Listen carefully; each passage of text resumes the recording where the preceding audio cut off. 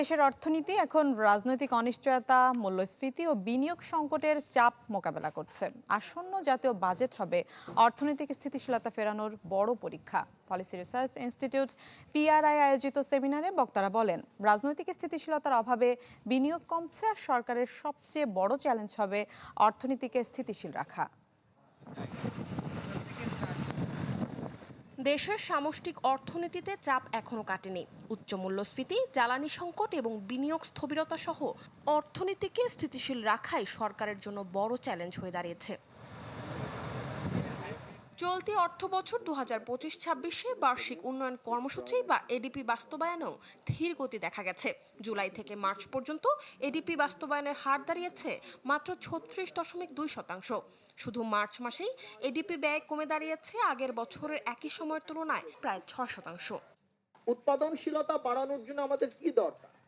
আমাদের investment climate improve করতে হবে, আমাদের বিদ্যুৎ সেক্টর এবং জ্বালানি সেক্টরের সংকট থেকে বের হতে হবে, আমাদের ক্রিটিক্যাল ইনফ্রাস্ট্রাকচারকে প্রায়োরিটাইজ করতে হবে। বিশেষজ্ঞরা বলছেন, আসন্ন জাতীয় বাজেট নির্বাচিত সরকারের জন্য অর্থনৈতিক স্থিতিশীলতা ফিরিয়ে আনার একটি বড় সুযোগ। তবে এজন্য রাজস্ব ও মুদ্রানীতিতে শৃঙ্খলা বজায় রাখা এবং উৎপাদনশীলতা বাড়াতে কার্যকর সংস্কার জরুরি। এনবিআর এর টার্গেট ফুলফিল হচ্ছে না, ক্রমান্বয়ে they are relying heavily on borrowing from the banking sector. এটা একটা উদ্বেগের বিষয়, চিন্তার বিষয়, বিকজ প্রাইভেট ইনভেস্টমেন্টের জন্য তখন ক্রাউডিং আউট হবে। চলতি অর্থ বছরের জুলাই থেকে এপ্রিল সময়ে মোট রপ্তানি এখনো আগের বছরের তুলনায় 2% কম। তৈরি পোশাক খাতে রপ্তানি কমে যাওয়ায় এর প্রধান কারণ বলে মনে করছেন অর্থনীতিবিদরা। 60% of the inflation is the result of exchange rate shock এবং অবশ্য এনার্জি প্রাইস শক যেটা হয়েছে 60% ওই কাউন্টে চলে গেছে।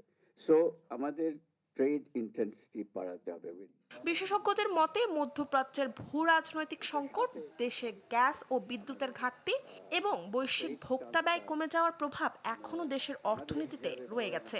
তাই টেকসই প্রবৃদ্ধি ফেরাতে কাঠামোগত সংস্কার ও রাজনৈতিক স্থিতিশীলতার উপর জোর দিচ্ছেন তারা। আর এতগুলো প্যারাট্যারিফ নিয়ে আসেন, আপনি ওদের সাথে নেগোশিয়েট কি করবেন? মরিয়ম আজিজ মৌরিন, চ্যানেল 24, ঢাকা। ঢালাইয়ের সেরা প্রিমিয়ার সিমেন্ট।